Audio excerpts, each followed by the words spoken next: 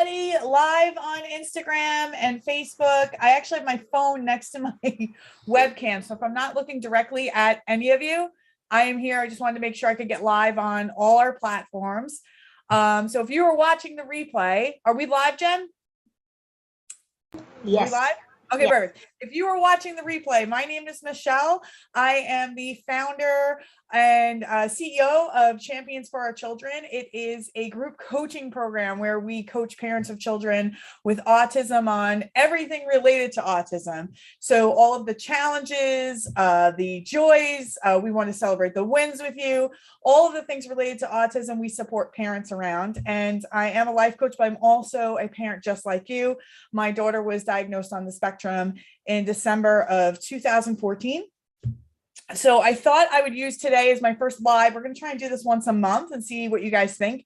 I thought it would be good just to kind of talk to you or get your questions in the comments so that we can basically answer anything that you have regarding autism. So if you have any specific questions regarding autism, you have any specific, comments, you need support around anything, that's what we're going to do these for. So you can kind of get a taste of what it's like to work with me.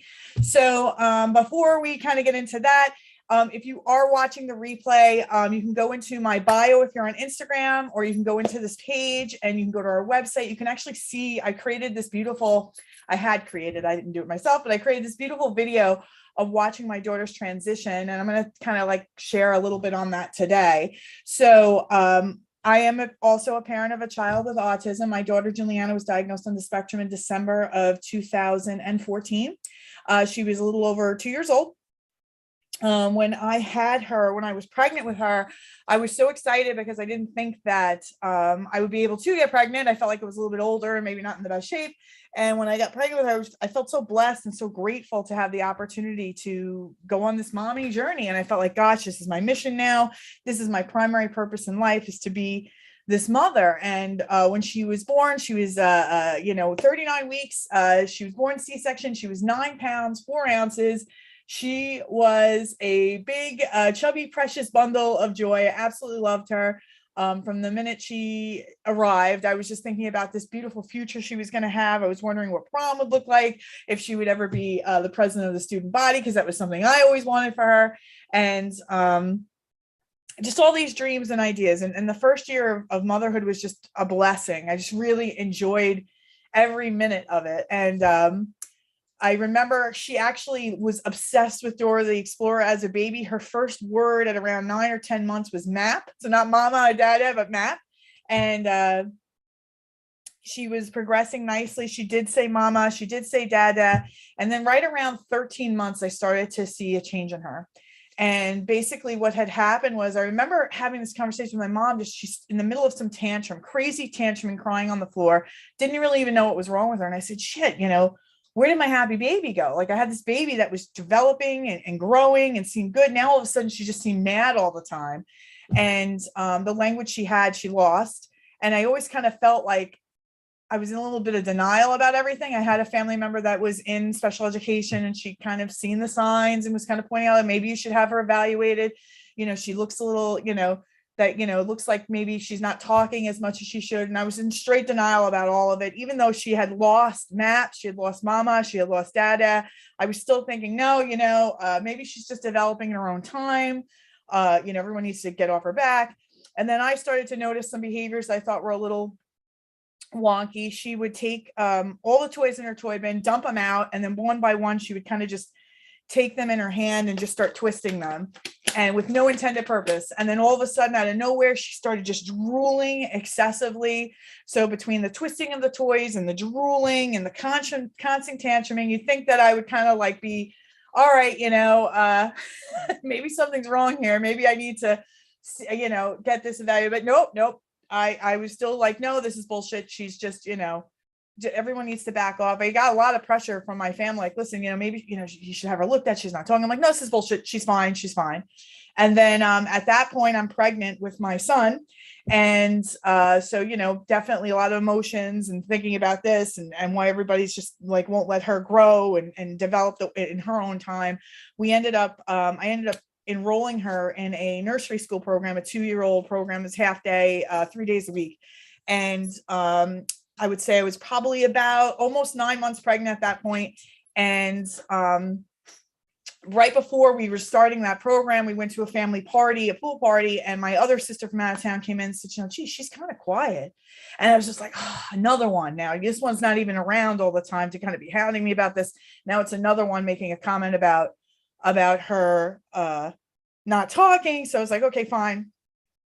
I'm going to just, get her evaluated, right? Just shut everybody up, still like just totally not connected to the idea that something could be going on with her. And then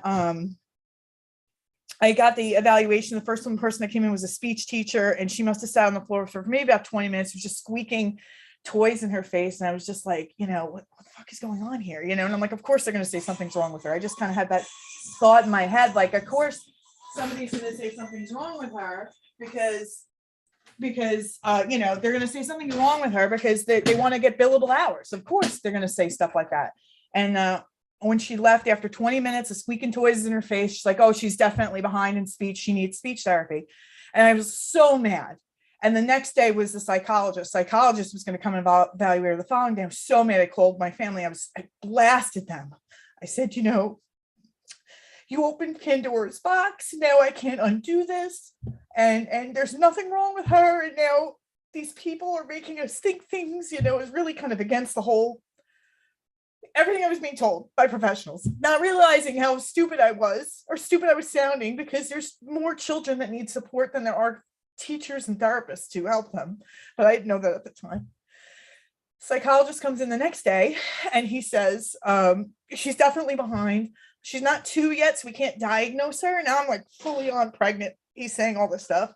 And he's like, well, let's give her some special education. Let's give her the speech and see if she doesn't get any better, you can have me come back in. And I'm like, in my head, I'm like, I will never, ever let you people back in my home again. And I was so still so in denial. And I feel like my tears now are to the fact, like when I relive this, when I tell this story, I've told the story about 100 times, but like every time I get to this point, I have to forgive myself for letting time pass that I didn't do anything. But this was my process. I think about it now, I say this had to happen the way it happened for her to be where she is today. So then we started the nursery school program. I was still like, this is bullshit. All this stuff is bullshit. We went to orientation and we got to stay. We got to stay for an hour. It was an orientation, so it wasn't like the official start day. And at first she seemed fine. She seemed like all the other kids. And then when the teachers had them sit down and do puzzles and stuff, that's when the first time I started to see things differently, where I'd see that she wasn't interested in sitting. She wasn't interested in playing. She was just doing that thing.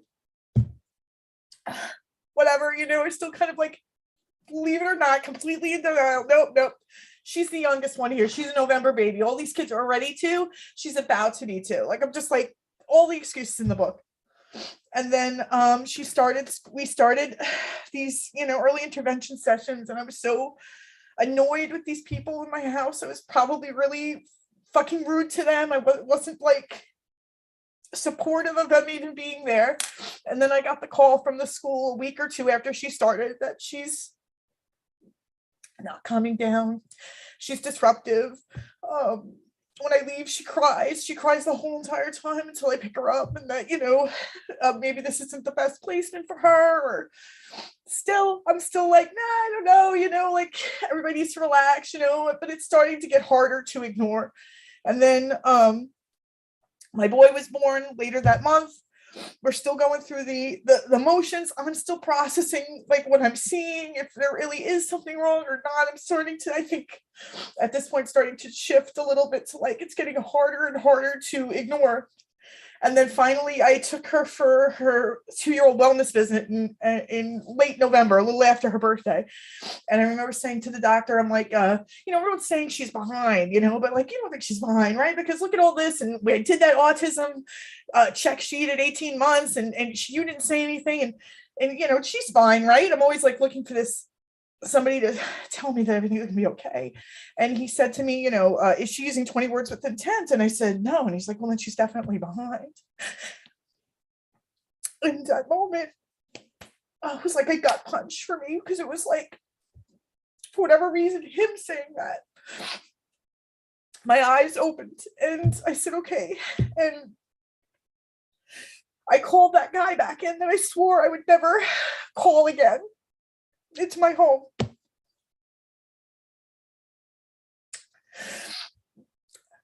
And she was diagnosed on the spectrum that year. At that point, I had a 3-month-old son. My world was shattered. And I remember thinking in my head, like, you know, what's going to happen to my boy? And he was very, you know, direct and straightforward. And he said, you know, if you have one, it's very likely you'll have two. And there's a very likely chance that it could happen. And he's a boy, and it's more common in boys than girls. And I remember just thinking in my head, like my world just blew up in that moment. Her future went dark. My life is over. And I felt like hers was too. And I remember the next couple of months still just, I always call it like a grieving process. Like I was grieving this typical childhood that I thought she was going to have and experience that I thought I was going to have. And up until that point, I felt so blessed to be a mom. And I was so promised myself and God that I would be the best mother I could be to her. And I was completely checked out. This isn't what I signed up for, you know? Anywho, I don't even know what, I get so emotional. I've told this story 1,000 times and I get so emotional when I think back, because those are, you know, as a person, as a woman, it's my darkest hour, was watching my life fall apart, not knowing what the future was going to look like. So, you know, therapies were coming in and I was just, you know, going through the motions. And then one night I put the kids to bed and I just had this thought that just came flushing to the forefront of my mind. And it was just, you know, I'm going to die one day, and who's going to care for her like me when I'm gone? And something about that thought really just kind of snapped me out of it. I said, Michelle, you know, you got to get your shit together. You know, you promised to be the best mother you could be for her. You have to snap out of it. You have to show up like you promised when she was born. She needs you to fulfill that promise now more than ever. And then I remember just thinking in my head, like, I don't know what's going to happen. I really didn't know. I had no clue what was going to happen. She lost all of her language. She wasn't even connected to me anymore. And I remember thinking, like, I don't know what's going to happen, but I know the day that I die, I want to know that I leave this earth, that I showed up for her. I have no regrets. And that thought kind of changed everything for me. It almost instantaneously within that moment, I became more present, more on board, more ready to do whatever it took to help her. We originally I said to them, I need to be able to communicate with her. She's crying all the time. I don't know what she wants. The day before, I had spent half an hour in front of the pantry pulling everything out, and she wanted a hot dog. You know, it took me 45 minutes to figure out she wanted a hot dog. So I said to the therapist, if you're going to be in my home, whether or not I'm down for any of this, I said, I need you to help me to communicate with my daughter. So we had originally started to do a PEC system. And because she had that thing where she would just twist things in her hand, she would take the picture of the Cheerios or whatever and start twisting it in her hand. And I remember telling them, I said, this isn't going to work. I said, because she's not getting it. She keeps twisting it like she's stimming on it. I said, we need to figure out something else. So then we thought about sign language. I'm thinking in my head too, like, gosh, you know, we teach her sign language, would she ever actually speak? I had all these like crazy thoughts. Here I am thinking, like, I want to extinguish the behaviors, but in the same instance, like, will she ever talk if we teach her sign language?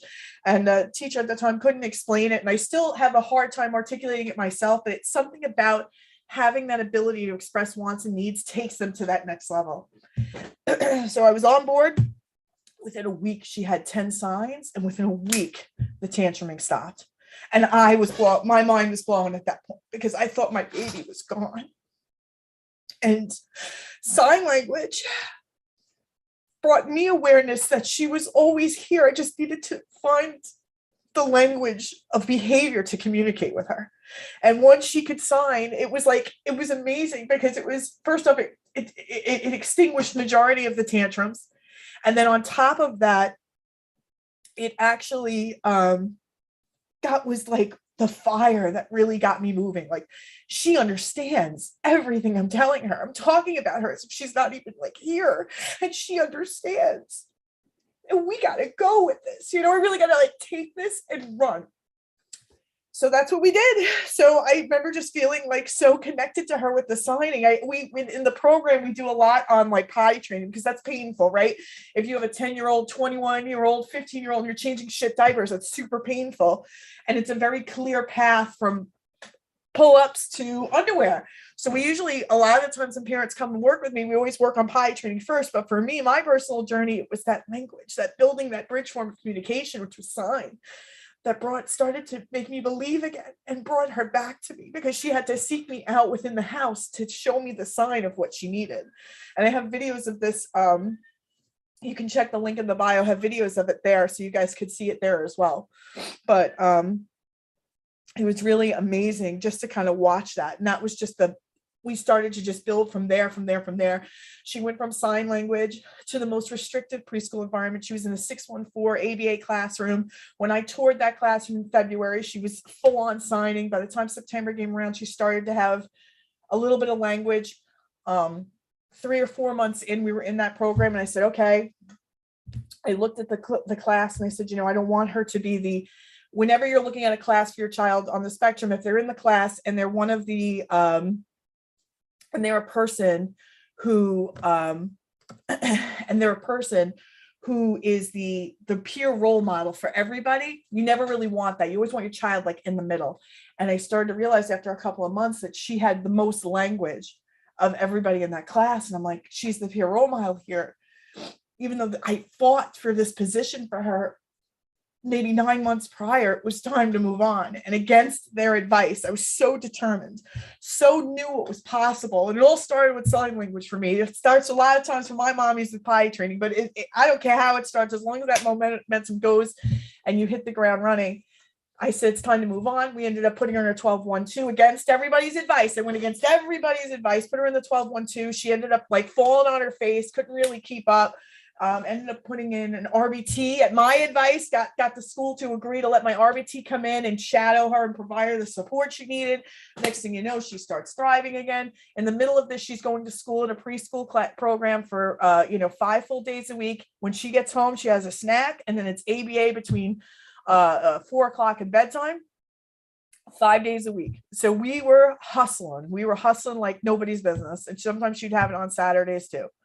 And there was everything I did, I incorporated of like, how can this improve the quality of life of family in the home?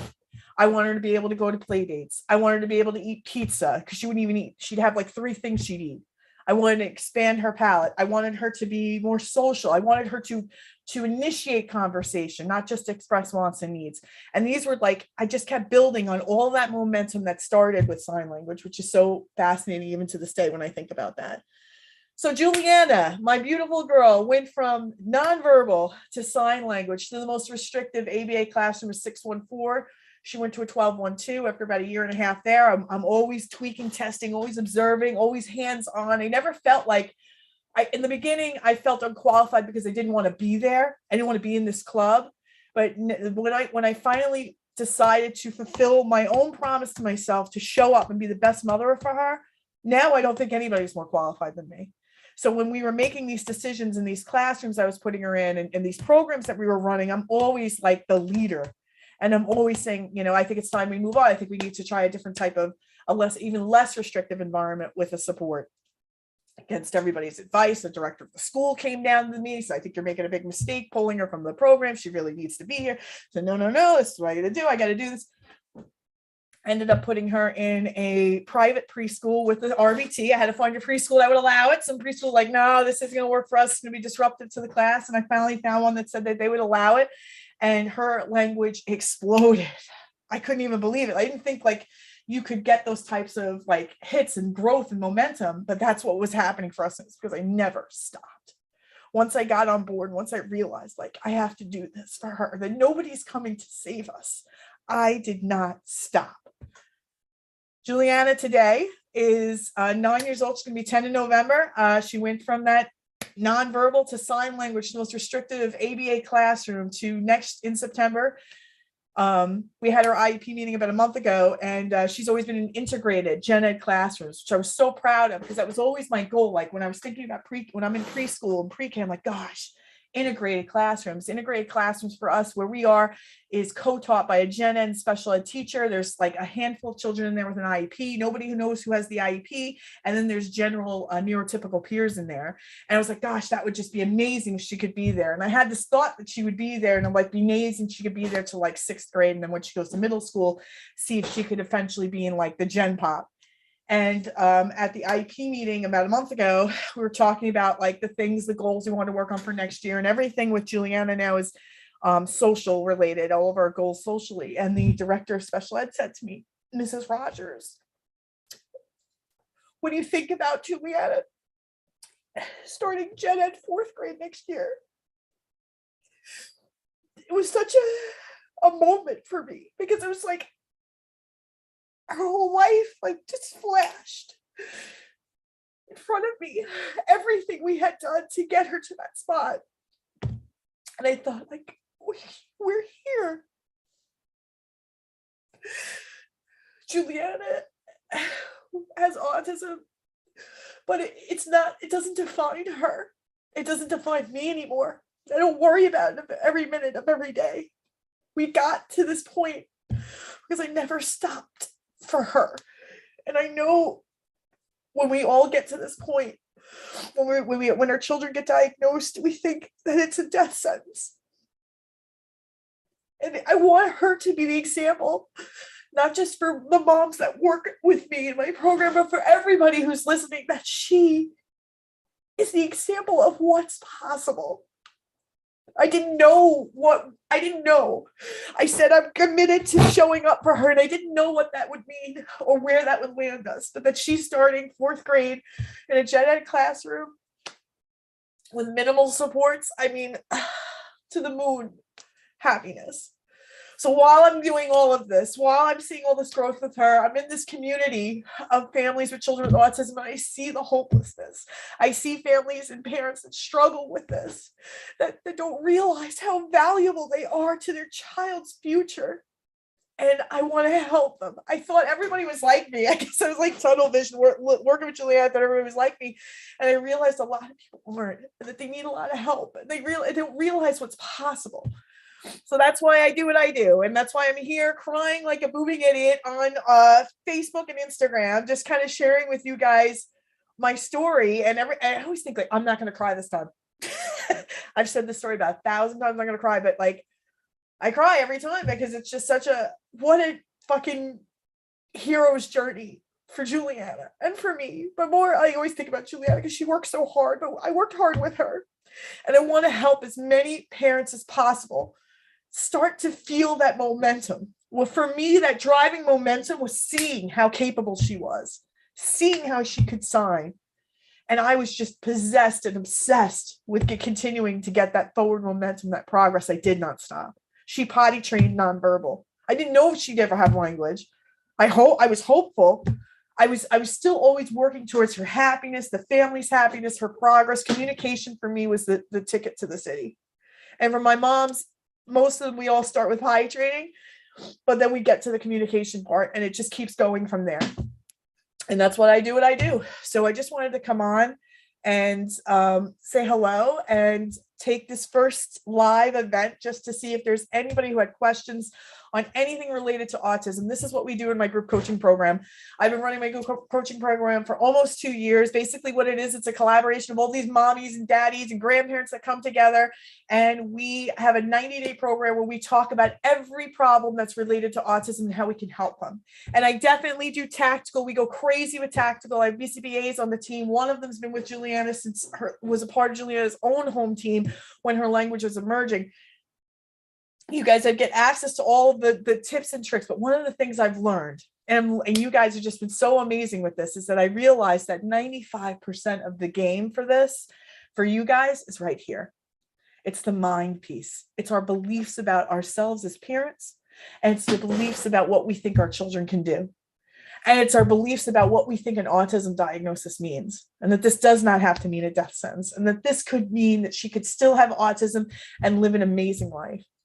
And in fact, we have an example of that as one of the coaches in the program. We have a BCBA, they call him a trifecta because he's male, he's a BCBA, but he's also an adult with autism, whose mother was told he would never speak, who did not speak till the age of 7. And he believes so much in the work that we do in behavioral therapy. And I asked him when we first had him join our program, I said, I need to know what was the needle moving thing that your family did to help you gain language? And he's a BCBA now. He's supportive of ABA. He didn't have access to ABA when he was a kid. So I was curious, what was it? What helped you to get language and get you where you are today? He's getting married in September, and he said, my parents. I'll never forget that. Because, even as parents, I think about all of the things that we've been through. And I'm talking about all the wins with Juliana, but there were a lot of fails too.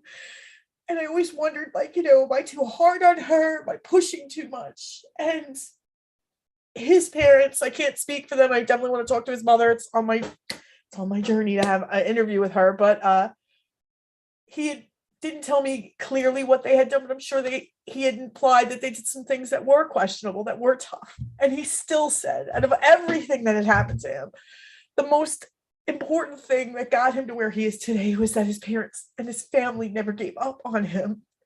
And that's what I want you guys to understand, that do not give up on your babies. It has to be you. You have to be the one that helps them. So done boobing. I'd love to do some questions. If anyone has any questions, let's take a look here. And I'm going to be looking all over the place because Instagram doesn't allow us to go multi-stream. So I have to have my Instagram on my phone, my webcam, and here we go. So let's see. So I have the same. In the chat, we have in the chat. Okay, got it. All right, here we go. The same with my daughter. Then my son was a baby, no signs until boom, 18 months. He lost everything. I'm still grieving the loss of my son's future. That's such an interesting thought. I had that thought, but then I have to I can't sit there. I could sit in the thought that, grieving the loss of my child's future. If you look at the grief, the steps of grieving, there's 5 steps. I actually have it on my wall because this is such an important part that we teach in my program. And there's denial, anger, bargaining, depression, and acceptance. And what ends up happening for most of us parents of children with autism was we're just still in the depression and the anger and the bargaining, and we never get to acceptance. And you could say, Michelle, why would I ever want to accept this? Because I certainly didn't either. And it's not for anybody's sake but your own, because to sit in anger, bargaining, and depression is pain you don't have to experience. It's optional. And you can say, how is that optional? I don't understand. I am upset. I am angry. I am depressed. But it's not serving anybody to stay there. That's the problem with it. Now we're going to have our knee-jerk reactions to hearing news like this. This is horrible. It's horrendous. I could feel all of the things. Still grieving the loss of my child's future. But here's my child waiting for me to take him to the next phase of our lives together. And that's what I want to point out, that if you can get to acceptance, and acceptance isn't, I'm just going to wear my puzzle piece wearing shirt and I'm just going to love on it, whatever. I mean, that could be a part of it, but it's the other part of it is acknowledging that, yeah, this sucked. This wasn't right. It wasn't okay, but this is what I got. And once I can be real with the reality of what I have, I can get to stage 6, which nobody talks about in the 5 stages of grief. I call it stage 6, which is creation. When I can accept that this is what it is, this is a circumstance, believe it or not, that an autism diagnosis is a neutral circumstance of my life, then I can start to look at it differently and start to choose new thoughts to think about. I could sit in the fact that I could be grieving this neurotypical childhood I thought I was going to have and just sit there. And while I'm sitting there, my child's stimming in the corner. Or I could say, you know what? This fucking sucks. And that's pretty much what I do. I was like, you know what, God, this fucking sucks. I'm pretty fucking mad at you. This is what I'm going to do. I don't need you to be my friend or anything right now. You took this beautiful gift of a child. I feel like you've wrecked it. I just need you to work in parallel with me. Okay. Don't touch me. Don't look at me. Don't make eye contact. Can you just throw me a couple of bones here and there? I'm not even asking for any favors. And I felt like it was rough. It was gruff. But it was action. It was doing something. It was kind of like painfully accepting where I was and trying to create something different. for my family, and for her. So huge hugs and hearts to anybody who's still feeling like they're in the grieving process. This is what we do in group coaching, because honestly, I mean, I have golden nuggets of tactical. We can go over like the hands-on approach to potty training, how I have a 100% success rate in potty training. Nobody's left my group coaching program without a potty trained child, meaning that if you come to the calls, you work directly with me or the BCBAs on a potty training plan, everyone leaves with a potty trained child. 100% success rate in that program. I'm not saying that the tactical isn't there. We're going to support you with that. But 95% of the game, if you haven't learned anything from the story I've already shared, it was all here. Nothing changed. She still had autism. She was still stimming. She was still drooling. But I started to think differently about her and about me and about how I wanted to show up for her. And that's what started to make change. We still had autism. We had all the problems with it. But I was just looking at things so differently now. How effective is ABA? I've heard many awful things about it. Yes. And I've been educated over the last couple of years, because all I've ever experienced with ABA is a loving relationship between therapist and child. And when I started to promote my business and tell people, hey, I've got this coaching program and I'm a mom with a child with autism, I'm just like you, and I want to help you to see the results that I saw. We got messages from adults who had ABA therapy when they were adults with autism, and they described it as child abuse. And I was like stunned. I'm like, what are you talking about? Because I've never seen that. All of the ABA that I've seen has been a loving relationship between therapist and child. So I definitely want to honor that these experiences happened.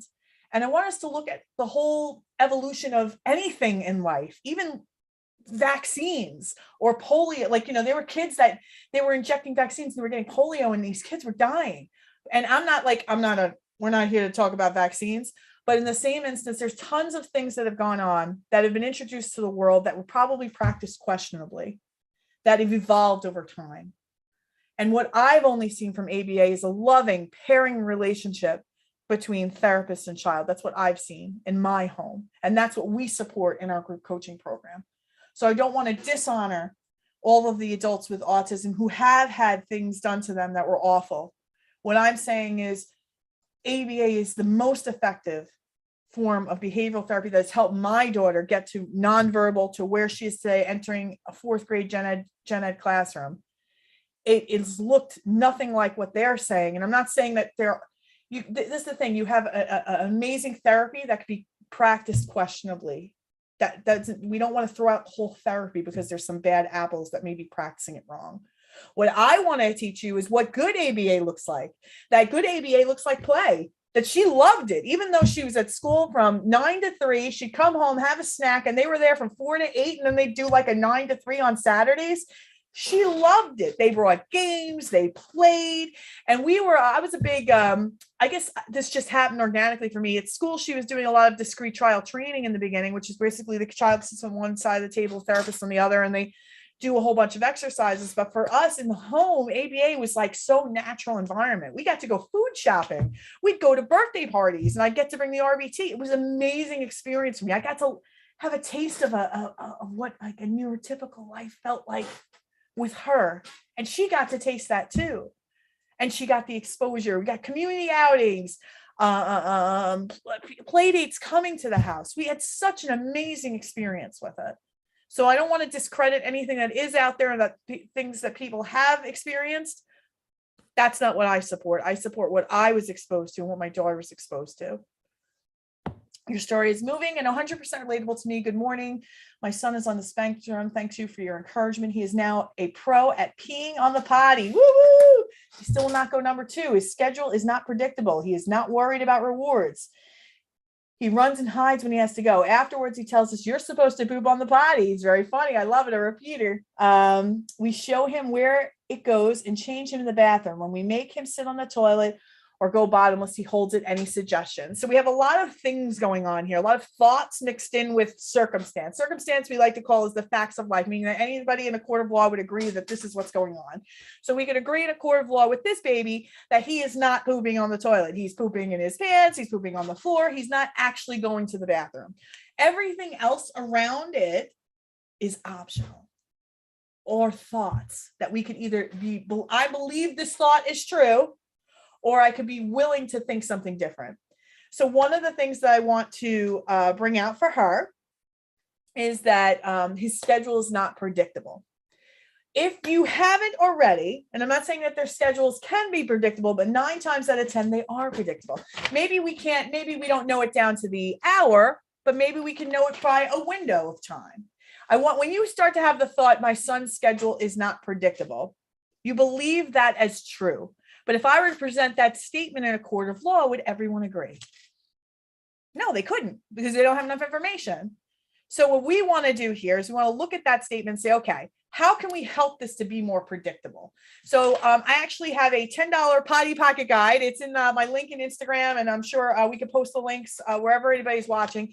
But basically at the last page of that Potty Pocket guide is called a toilet training data sheet. I don't care if you already know that your kids' patterns or not. I make every parent take data for 5 days. And the reason I do that is if you become super aware of things that maybe you've never been aware of. And I want us to take an idea, when exactly are these bowel movements happening? What is he doing? And every hour you kind of just look at their pull up and you see they're wet, they're dry, or they have a bowel movement. So the first thing I would tell this mommy is, I want you to take data. I know you say that it's unpredictable. Give me a couple of days of data. Let's see what it looks like. Because after if you have this thought and you believe it, when you actually take the data, you might feel differently. So after we've taken data and we say, okay, not only is that, she's got great data because she knows when he's going to do it, because he goes and runs and hides when he has to go. What if we are doing, let's say we figure out the data is he definitely doesn't go at school. I have a lot of kids that don't English. I remember Shitbreak from American Pie. I have a lot of shitbreaker kids in the program. None of them like to go at school. So if it's like, all right, so it's between the time they get home, get off the bus, and bedtime, that's a good window. That could be 4 to 8, 4 to 6, whatever the case may be. So what we want to do in that instance is we want to consider, like, what if we ran an intensive just during that time? Like, if we know between 4 and 8, he's definitely going to go poo. What if we take 3 days, kind of keep him where he cannot escape, not hide and run and poop, and next to a bathroom, so a room next to the bathroom between those hours, and we watch him. And we see every 30 minutes, we could take him on the potty, depending on what your data says. And then one of 2 things is going to happen. He's either going to try and run and hide behind a couch or a door or whatever in that room, and he's going to take the shit, or he's right about to, and you're going to run to the potty, and maybe half the shit's going to be in the underwear and the other half's going to be in the toilet. And that gets rewarded. Now, here's another thing she said, which I think is so interesting. He's not worried about rewards. I'm assuming she meant he's not interested in rewards. Again, I'm going to challenge that. Is that true? Could we all agree that her son doesn't like rewards? No, it's a thought. And she may have tried a lot of rewards. And one of the things we teach in our group coaching program is that rewards have to be super desirable. I always think and envision in my mind 10 times the ask. So let's say I would say to this mommy, well, tell me about his day. What does he like to do? Does he love the iPad? Does he love his toys? Does he stim on anything? We had a baby in the program that we potty trained. He loved putting paintbrush bristles on his hand like this. So we buy him all these different paintbrushes. And every time he went potty, he got a new paintbrush, and he could just anything. I want you to think about something that creates strong desire.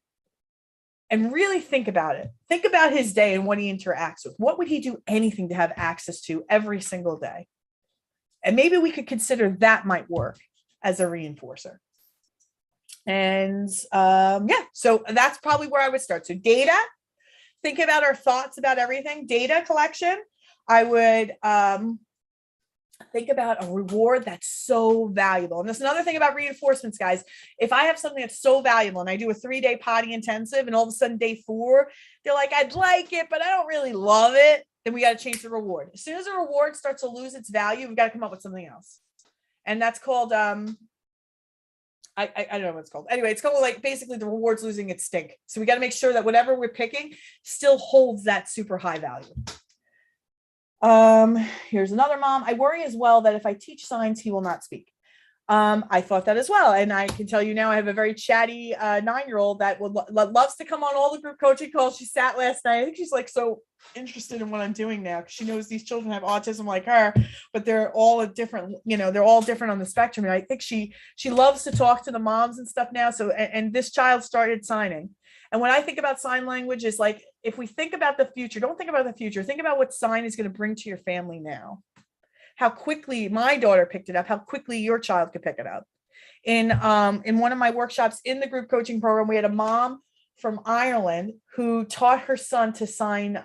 We use the sign more in American Sign Language for a very specific, like this meant cookie for Juliana, because I want to be really, a lot of speech language pathologists give sign language, but they're very general, like please or give me or more. And I don't like those, because that means you could please give me and more for everything. I want you to be very, very clear on what that sign means. So we made this sign, which I think is more in American Sign Language, is cookie.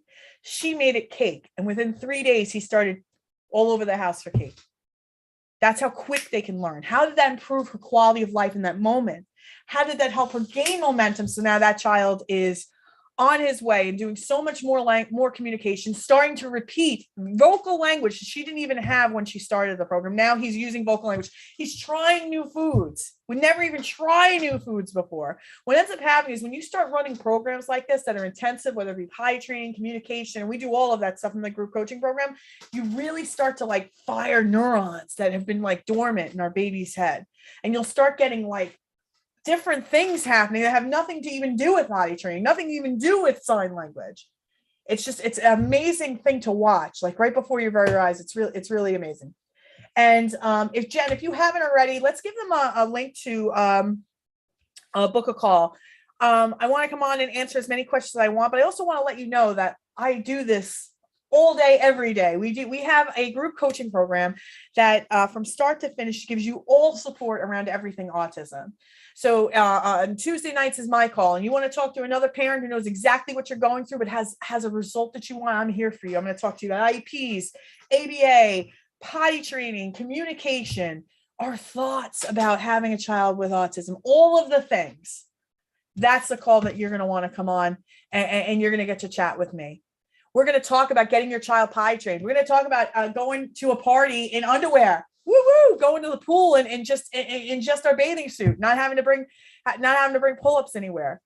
On Wednesdays in this program is our mindset call. That's when Stella gets on with you, and she talks all about what's rolling around in here. What are the painful thoughts that you're choosing to spend time sitting in when my baby is right here, needs me?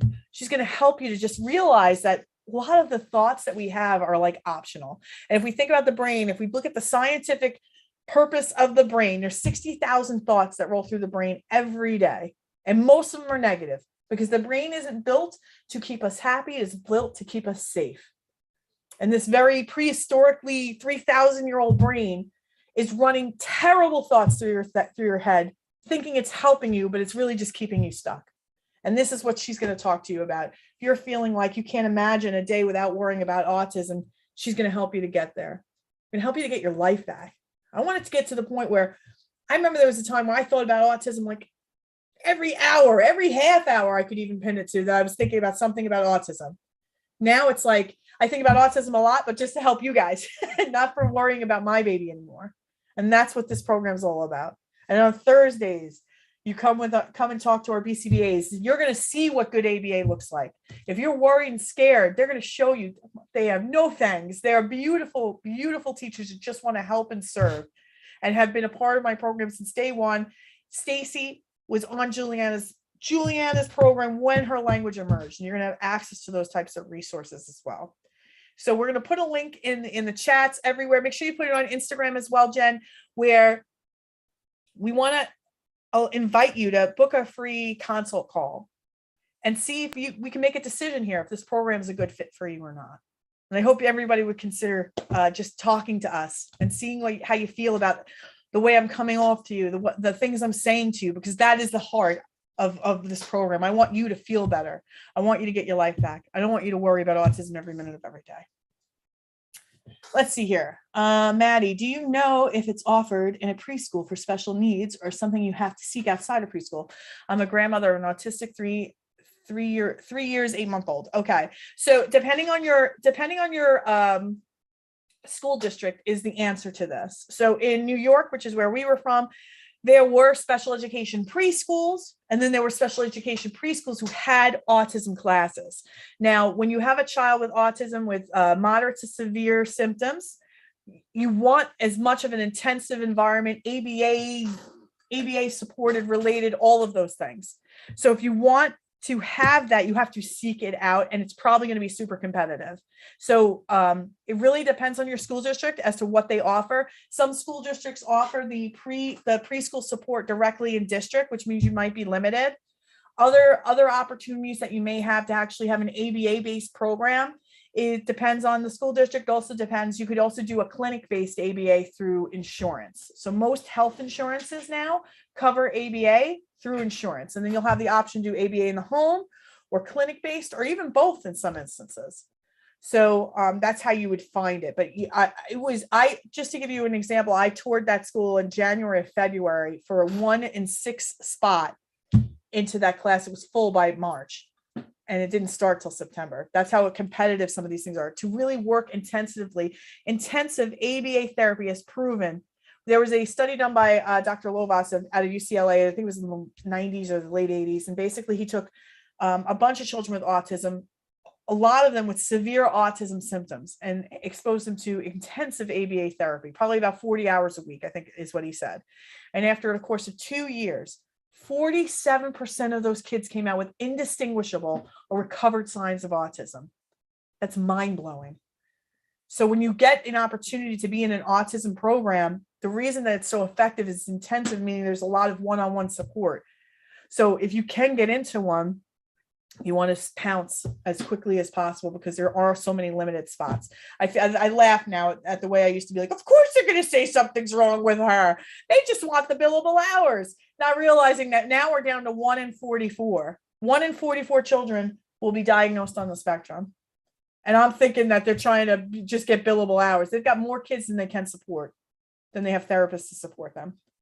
What is an RBT? An RBT is a registered behavior technician. So you have a BCBA, that's a board certified behavior analyst. That's a teacher with a master's degree in ABA. I always call ABA the therapy that is the fluent language of our children.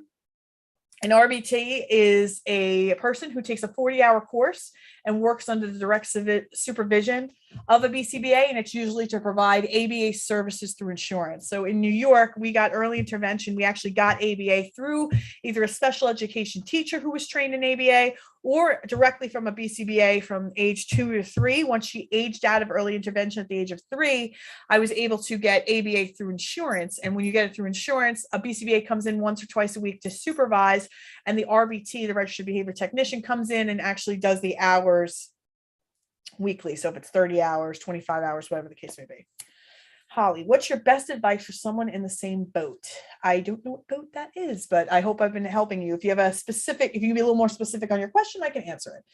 Takia Young, my son will be staying in preschool. I never want my son to miss out on any learning, but I don't know what to expect. I love this philosophy, as long as it's intentionally supporting your child. So a lot of parents are very into the idea of integration. In fact, this whole community of autism is all about integration. Everybody should learn what it's like to have a child with autism in their class. I don't have an issue with that. The only issue I have is what will best support, in the meantime, the individual goals of that child with autism. Are they at a level where that is the best use of their time? I always look at a child, or even a younger, a 7-10-year-old to a teenager to an adult with autism, as time is currency. And we want to make sure that we are spending it wisely all the time, and always be looking, am I spending my time wisely with this? Is this where I should be focusing? And having a child have a neurotypical experience in a preschool, I think it's a fabulous idea, as long as the individual needs of that child on the autism spectrum are being met. So I love that idea of, like, we had her in a private preschool with an RBT, and it wasn't for the full day, it was probably for half day. So I'd have her for the most structured time to help keep Juliana on task, doing the work, sitting at the table, doing circle time, all of that stuff. And then as it got a little unstructured, we'd fade that support out. So that way she got the best of both worlds. But if Juliana wasn't talking, she wasn't potty training, I probably wouldn't have done that. She had some basic language where she could request wants and needs, wasn't very communicative outside of that. She was potty trained. And then by putting her in that placement, that neurotypical placement with the support of the RBT, her language exploded. So yes, I love that. I love the idea of integration, as long as we're still always thinking about the needs of the child on the spectrum first, and if that is ultimately supporting that, because you don't want to put them into a gen ed preschool if because they're not going to be able to teach him language skills, and they could be there for 3 or 4 hours. I could be doing one-on-one ABA at home and teaching them language skills or potty training. You don't want to waste time where, I look at preschool valuable more for the social aspect than anything. Okay, let's see what else we got. Holly, what is your best advice for someone in the same boat? Depends on your boat. Oh, I think I already answered that one. Sorry, I apologize. Okay. Anna Stewart, I tried everything. I keep asking the Lord to put the right people in our path, expecting miracles. So that's interesting. Very interesting. I tried everything. It's one of those thoughts I consider like the kiss of death. Because if you really believe, right? So if we think about thoughts and how thoughts are optional, if you really believe that I've tried everything, will you try anything more?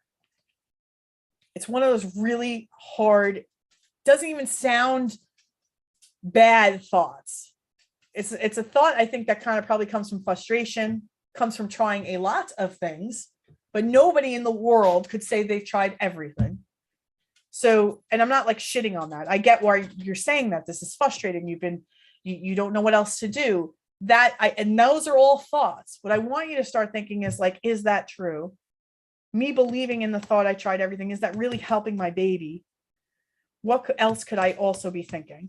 And I always bring my parents back to when they say they've tried everything. I always say, well, tell me what your kid can do. Tell me all of the positives. Can your child potty? Oh yeah, they can potty train. They're just, they're very smart. Like they could do all these things. They'll list a whole bunch of things. And I was saying, if this is all that your child has, all these beautiful features, a possibility, do you really want to think I tried everything? Because how are you going to help that baby with all these possibilities if you think you've tried everything? So it's one of those really challenging thoughts that I just want you to think about. And like, is this helping my baby? Is this hurting us both to think it? And I love that I keep asking the Lord to put the right people in our path, expecting miracles. I love the idea of putting the right people in our path. And I love the idea of I'm going to create that miracle. I'm so open to anything and everything. We had tried a gluten-free, dairy-free diet for a while for Juliana, because I had heard parents talk about a connection of a gut health to the brain, and that it helps clear that path. But we never had any like gut issues. She wasn't like constipated. She didn't have diarrhea.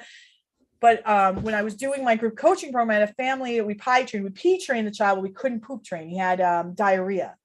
And I said, let's just try this. And I actually brought a nutritionist into the program who's now a part of our family. She's with us once a month to answer all questions in regards to gut health. And we were able to help that child. And not only did the gut health improve, his ability to comprehend, follow directions, it was all connected.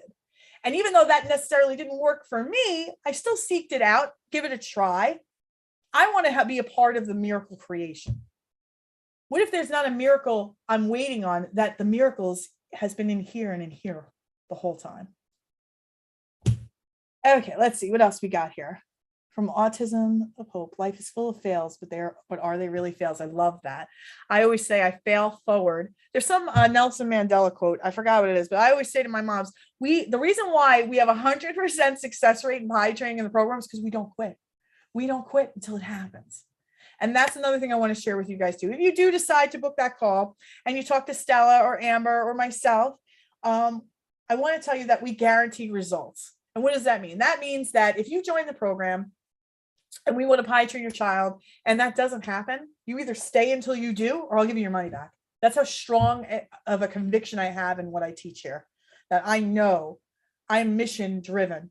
I'm not here to fail you. I'm not here to just make money and run. I am so dedicated. And I'm looking around while I'm looking at you because I have pictures of on the wall. I ask all the mommies who join my program, send me a picture of your baby, because I want to be reminded every minute of every day when I sit in this chair why I'm doing what I do, how valuable this work is. That if I can keep at least one of these children out of a group home as an adult, and I've done a good job. And I know we've already done that for many children.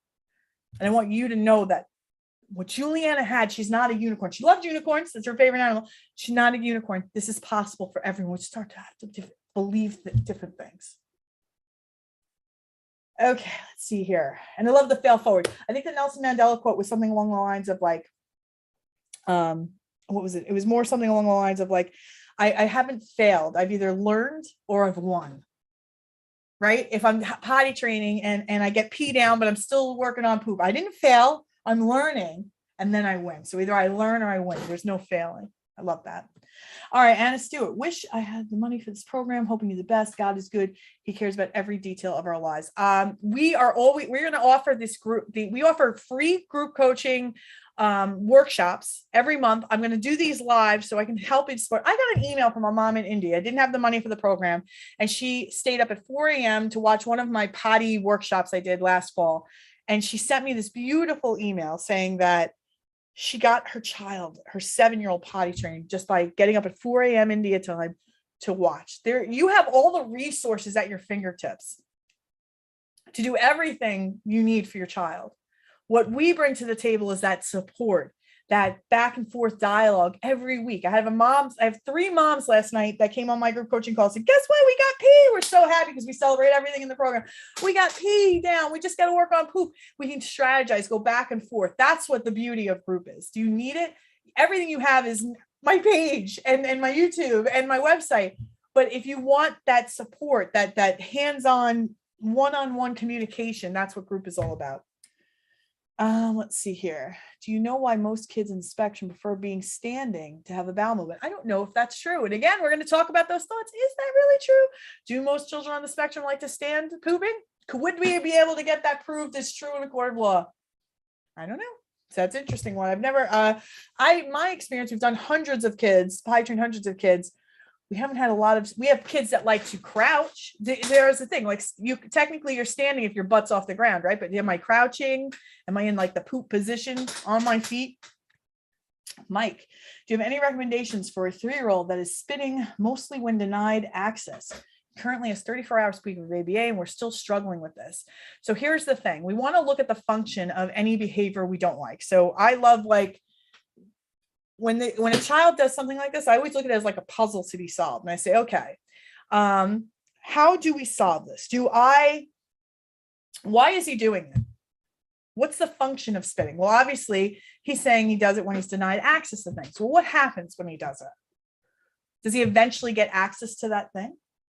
Because if, let's say my child is tantruming, and this applies for every parent of any child, neurotypical, on the spectrum or not. A child's tantrum, they want that cookie at the store. No, you're not going to have that cookie. And he's screaming, yelling. And everybody's watching, and this kid's screaming and yelling. One of the things that we're so strong about in the program is getting comfortable being uncomfortable. We had a mom last night who was telling me that she's in the middle of potty training her 10-year-old, and he's coming out of the bathroom with his pants down and his junk hanging out. And sometimes people are around, and she was mortified. And I said to her, I said, would you feel that way if he was 2 years old doing that? And she's like, no, probably not. I'm like, would you feel that way if you didn't have autism? And we're just teaching this baby a life skill, that it's our thoughts with this stuff. And I want you all, the best advice I could give any parent of a child with autism when we're working through problem behaviors is like the spitting or the poop smearing or the showing his junk when he shouldn't, is to get comfortable being uncomfortable. That you're in the middle. I don't want to look at this as a fail. Like, all right, I got to figure this out. There's a puzzle to be solved, and I'm working towards this life skill. And if he's spitting, what happens when he spits? Does he get attention? Do you flip out? Because attention with our babies, even negative attention, still attention. Does he eventually get what he wants if he spits? So we'd have to kind of look at it, break it down, and then kind of give you support around that. That's what group is all about. So I hope you guys book that call and consider joining us. Darky Jones, I purchased a Carson DeLuza sign language visual cards. Do you think that will work? We don't have ABA. IEP will continue to thrive with my son, who's 6 years old, pre-nonverbal. I actually like pre-verbal. I don't like nonverbal, because nonverbal feels so definite, so like defined. Pre-verbal I love, because that means language is coming. So I don't care how you teach them sign language. I went on, there was this lady with red hair, and she'd have like these bandages around her fingers, and she did all these different signs. And I think that's true American Sign Language. My baby was little, and I didn't think she could do a lot of the intricate signs that there are. So I just took the basics that mean like more, please, this. And I looked at her day, and I said, what does she request every single day? She requests milk. She loved cookies. She requests cookies every day. She requests her iPad. She requests TV. She requests outside. And I made signs for all of that. And then that was it. And that was what started it for us. So I don't think you have to get super technical with this. It's just, it's what I always call sign, PECS, or communication device. It's a bridge form of communication.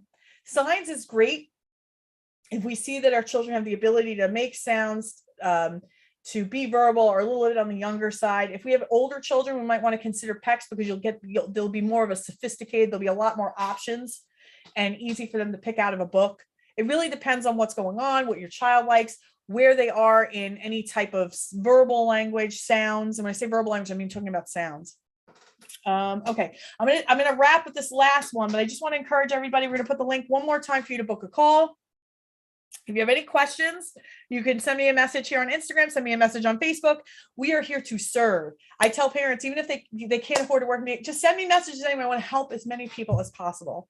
So if you aren't already following my channels, make sure you're following, liking, whatever. We're always posting great content, free resources, but I really want to encourage anybody who wants to, like, gosh, you know, I remember when she was diagnosed, I remember thinking in my head, like, looking on the internet saying, like, I wish there was somebody, like an advocate or somebody I could hire to kind of like tell me what to do. I don't know what to do, and just give me this path. And that's why I created this program, because there was nothing when we were diagnosed. I said, when I saw my daughter going through and just breaking barrier, milestone after milestone, I was like, I want this for so many families. I want to be able to help them with what's going on in here. I want to get them out of their own mental and emotional pain with this and heal them and help them to heal their babies. It's always like, I would call it invisible umbilical cord. If I'm in stress, if I'm in fight or flight, my baby feels that. I want to have a different relationship with myself and my child. And that's what this program is all about, to give you the solutions. You're not changing shit diapers anymore. You're not going to deal with 2-hour tantrums, because you're going to know exactly what they need. And that's all of the love and support that we give you in this program. All right, one last question and I'm out. Brittany or Carr, my daughter is 4.5 years old and does ABA. It is center based only. How can I get help at home or doing outings with an RBT? She has aggression and gets frustrated easily over things. She is potty trained, yay, and has some verbal communication, yay, double yay. She has never been in school, but only ABA, OT, and I guess that's speech. So you have an option when you do ABA through insurance. You can either do ABA in a center-based, or you can do ABA at home. It depends on your agency, what they offer. Some offer both, some offer one or the other. I want you to look at the program she's been in now. And I'd say after a month or two, if I don't see progress, we need either big changes, or I'm going somewhere else, or we're trying something new, right? Time is a currency that we need to always be spending wisely. I'm personally a huge fan of in-home ABA, because that's where you'll get the ability to do community outings. Because if they're in-home, you can actually take them around town. When they're center-based, you don't have that option. Some families I work with actually have both, which is fabulous. That's like a double win. So when I'm dealing with a family newly diagnosed, really struggling with tough behaviors like aggression, like she's showing frustration, aggression, I would love to do more one-on-one intensive. And then I can always explore in 6 months going back to a center, or creating a school-like environment. We had a social skills class we would do every Sunday. It was 3 hours in the morning. It was brutal. Every Sunday we went, and it was teaching her transitions and being part of this community and all of these things. So she was still getting the one-on-one, and she was getting that social aspect in that social group. So I want you to look at everything you're doing. Are we seeing progress? Can my baby do more? Do you feel like they're not applying themselves? If that's the case, I want you to question it. And then say, maybe I need to look into something different. And the way you can do that is you're just going to check your insurance, call them up and say which agencies are in network with you. And then you can start calling around and asking and figuring out what your options are. So, okay, so that's a wrap. This is my first monthly live call. I hope I was helpful. You guys gave me such good questions. We're going to take all these back and try and answer all of them after the live. If you're watching the replay, please, we're going to put a link to book a call, learn more about our program, see if it's a good fit for you. Let's make a decision right now. If you're ready to be helped, I'm ready to take you there in 90 days. We potty train quick. We don't it doesn't take 90 days to potty train. We'll potty train fast if you're not already potty trained, and then we work on everything else. Work on you getting your life back. Working on communication and community outings and feeling good and IEPs and all that jazz. You're going to learn the fluent language of your children. So I hope you consider booking that call. This was fun. I'll see you guys next month. Bye, everybody.